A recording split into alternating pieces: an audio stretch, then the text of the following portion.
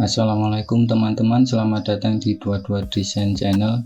Di video kali ini saya akan berbagi info tentang membangun rumah tumbuh yang sangat penting untuk diketahui teman-teman. Kenapa sangat penting? Karena kesalahan saat membangun rumah tumbuh bisa berakibat budget pembangunan rumah yang membengkak jadi lebih mahal dari biaya bangun rumah yang semestinya. Kok bisa begitu?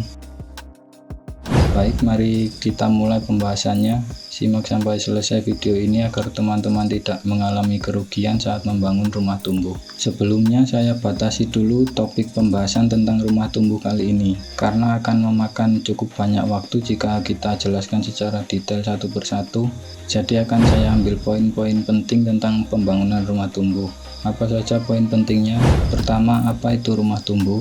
Yang kedua, kenapa harus bangun rumah tumbuh? Poin ketiga, kesalahan dalam membangun rumah tumbuh yang menyebabkan budget pembangunan rumah jadi semakin membengkak. Yang keempat, solusi agar terhindar dari kerugian saat membangun rumah tumbuh. Langsung saja kita masuk ke poin pertama. Apa itu rumah tumbuh?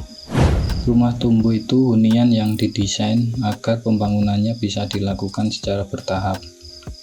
Di sini ada dua jenis rumah tumbuh, yaitu rumah tumbuh vertikal dan horizontal.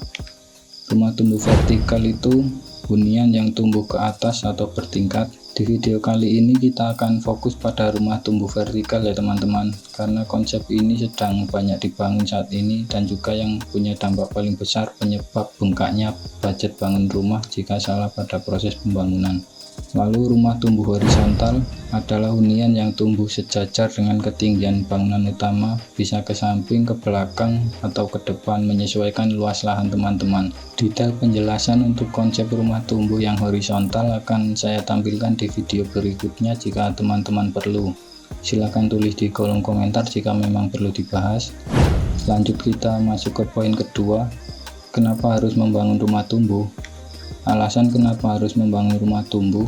Pertama, rumah tumbuh itu sangat cocok bagi teman-teman yang ingin membangun rumah dengan ketersediaan lahan atau dana yang terbatas. Mengingat harga tanah itu selalu naik tiap tahunnya ya teman-teman.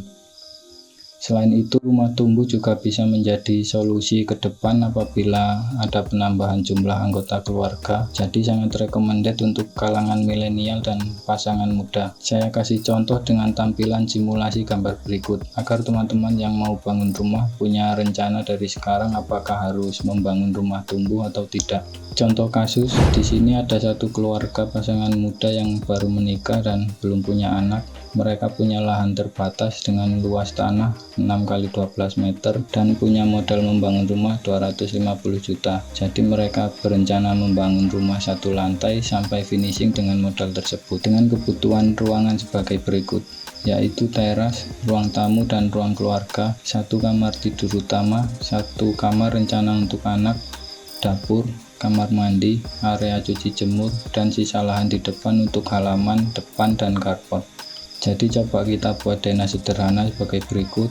Singkat cerita, rumah mereka jadi dengan budget tersebut 250 juta di tahun 2024. Lalu di tahun 2025 awal mereka punya anak. Lalu di luar rencana tahun 2026 akhir lahirlah anak kedua. Jadi mereka harus memikirkan tambahan ruangan kamar dan juga ruangan lain. Kita asumsikan hanya menambah 2 ruangan baru di atas. Jadi rumah harus direnovasi dikarenakan belum ada rencana untuk pembangunan rumah tumbuh di awal. Budget renovasi akan memerlukan biaya lebih banyak ya teman-teman.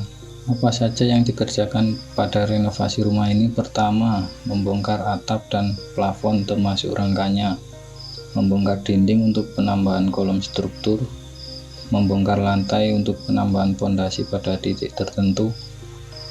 Setelah itu baru dilakukan pekerjaan pondasi, lalu pemasangan tiang kolom, penambahan balok-balok lantai 2, jordak lantai 2, dan seterusnya sampai renovasi selesai. Dari sini bisa kita lihat ada budget yang seharusnya bisa dibuat lebih efisien jika merencanakan pembangunan rumah tumbuh dari awal.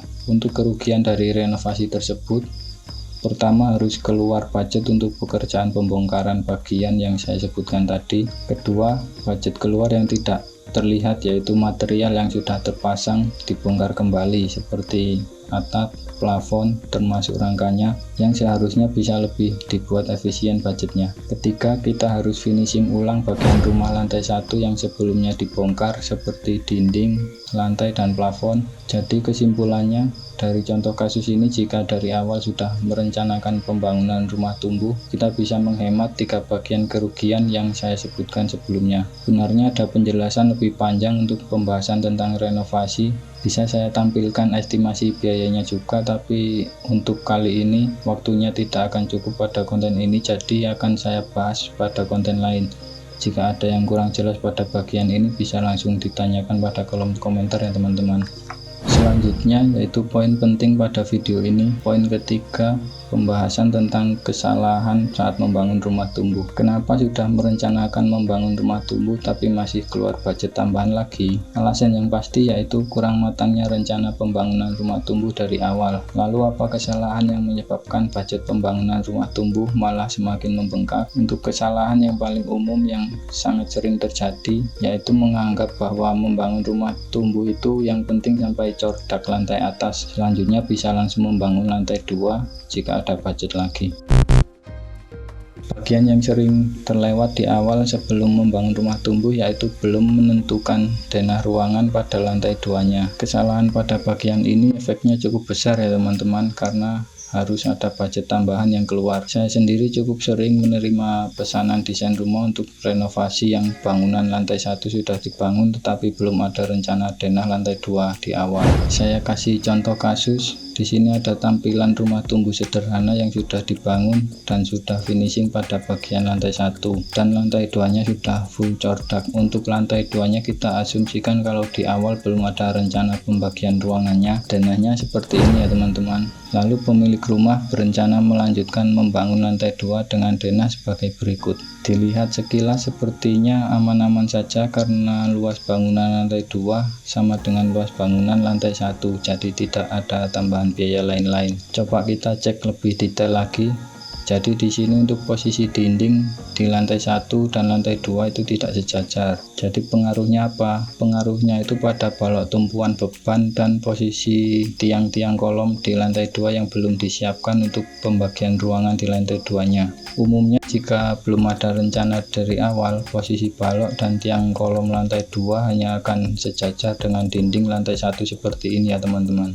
Lalu coba kita lanjutkan pembangunan lantai 2. Di sini akan saya buat 2 opsi. Opsi pertama, misalkan kita tetap melanjutkan pembangunan rumah di lantai 2 tetapi tidak menyesuaikan balok tumpuannya, efeknya plat lantai atau cordak akan menahan beban berlebih dari pasangan dinding baru. Mungkin saat baru pemasangan dinding masih aman, tapi jangka panjangnya cordak bisa retak, bisa juga patah tergantung beban di atasnya. Karena yang seharusnya menahan pasangan dinding yaitu balok di bawahnya, dan juga untuk penambahan tiang kolom pada sudut-sudut ruangan perlu pekerjaan yang lebih lama, jadi akan memakan biaya lebih banyak. Di situ kita akan rugi semakin banyak karena harus memperbaiki bagian tersebut. Untuk opsi kedua, kita lanjutkan pembangunan rumah di lantai 2 tetapi menyesuaikan balok tumpuannya terlebih dahulu. Opsi ini membuat struktur bangunan cukup aman ya teman-teman, tetapi biaya yang dikeluarkan akan cukup banyak. Di sini saya simulasikan dengan model rumah tumbuh sederhana seperti ini. Rencana rumah ini akan melanjutkan pembangunan di lantai 2 dengan denah baru yang posisi dindingnya tidak sejajar dengan dinding lantai 1. Sedangkan pembangunan rumah di lantai 1 sudah sampai tahap finishing. Jadi ketika pengerjaan bangunan lantai 2, pertama-tama kita perlu menambahkan tiang kolom dan balok tumpuan untuk dinding baru di lantai 2. Jadi kita perlu membongkar sebagian dinding dan lantai yang sudah di finishing. Lalu membongkar plafon jika sudah terpasang untuk menambahkan kolom baru. Bahkan jika beban di lantai 2 dirasa cukup berat dan denah pondasi lama kurang sesuai, harus menambahkan pondasi lagi pada titik kolom yang baru dibuat. Jadi pada bagian ini saja kita bisa melihat area bangunan lantai 1 yang sudah di finishing harus ada yang dibongkar untuk menyesuaikan bangunan baru di lantai 2. Padahal jika kita sudah merencanakan pembangunan rumah tumbuh dari awal, kita tinggal melanjutkan pembangunan di bagian lantai 2 dan tidak perlu lagi membongkar bagian rumah di lantai 1 untuk penyesuaian kolom, balok atau pemipaan dan juga yang lain-lain. Jadi bagaimana agar kita bisa lebih menghemat saat membangun rumah tumbuh? Kita lanjut ke bagian terakhir dari pembahasan pada video kali ini. Poin keempat, yaitu cara bangun rumah tumbuh agar lebih hemat. Tips pertama, sebelum membangun rumah tumbuh, pastikan teman-teman merencanakan desain rumahnya terlebih dahulu. Jadi apakah perlu memesan desain rumah agar bisa membangun rumah tumbuh? Tidak juga ya teman-teman. Jika teman-teman tidak mempunyai rencana desain rumah atau tidak memesan desain, minimal yang harus dilakukan yaitu membuat denah rencana rumah 2 lantainya sekaligus. Jadi dari awal pembangunan kita harus menyiapkan denah rumah lantai 1 dan lantai 2 untuk didiskusikan dengan tukang yang akan bekerja, agar posisi balok tumpuan dan tiang kolom untuk bangunan di lantai 2 bisa dikerjakan saat tahap pertama pembangunan rumah lantai satunya. Dengan begitu, saat ada budget untuk melanjutkan membangun rumah di lantai 2, sudah tidak ada lagi penambahan balok-balok baru atau tiang kolom untuk menyesuaikan beban bangunan di lantai 2-nya. Jadinya lebih hemat karena tidak ada tambahan biaya yang dikeluarkan di luar rencana. Tips kedua, jika kita membangun rumah tumbuh, pastikan untuk perencanaan finishing di lantai 1 tidak akan berpengaruh pada pembangunan tahap selanjutnya di lantai 2. Misalnya, jika budget kita cukup untuk rencana bagian rumah di lantai 1, akan dilakukan pekerjaan finishing keseluruhan dan kedepannya hanya akan fokus ke lantai 2. Kita tidak boleh melupakan pekerjaan area tangga. Jadi bagian tangga itu harus dikerjakan pada tahap pertama, karena jika dilakukan pada tahap kedua sedangkan kita sudah melakukan finishing di lantai 1, kita perlu membongkar lagi bagian lantai 1 dan sebagian dinding yang akan dilakukan pekerjaan pemasangan tangga. Jadi ada budget tidak terlihat yang dikeluarkan karena material sudah terpasang yang harus dibongkar lagi. Di lain sisi, jika budget dirasa tidak cukup sampai pekerjaan pemasangan tangga, hal yang bisa kita lakukan yaitu menyisakan area tangga untuk tidak di finishing dulu agar tidak mengeluarkan biaya untuk material yang nantinya akan dibongkar lagi saat pemasangan tangga. Kalau seperti itu, apakah area tangga dibiarkan saja dengan tampilan yang belum finishing? Tidak juga ya teman-teman. Salah satu contoh pada area tangga yang belum dikerjakan, kita bisa membuat taman indoor yang industrial dengan tampilan dinding dan lantai yang belum finishing. Karena di atasnya juga sudah ada void, jadi pencahayaan dan sirkulasi udara alami juga masih bebas keluar masuk. Hasilnya tampilan interior rumah jadi terkesan lebih bagus karena bagian ruangan lain sudah di finishing juga. Tips ketiga, sebelum membangun rumah tumbuh, teman-teman bisa memesan jasa desain rumah dan perencanaan anggaran biayanya, karena dengan desain rumah dan rencana anggaran biaya kita bisa membangun rumah sesuai progres yang direncanakan pada gambar kerja yang sudah disesuaikan dengan budgetnya. Jadi gambaran rencana pembangunan rumah tumbuh akan lebih jelas sampai tahap apa kita membangun rumah dengan anggaran biaya yang sudah disiapkan.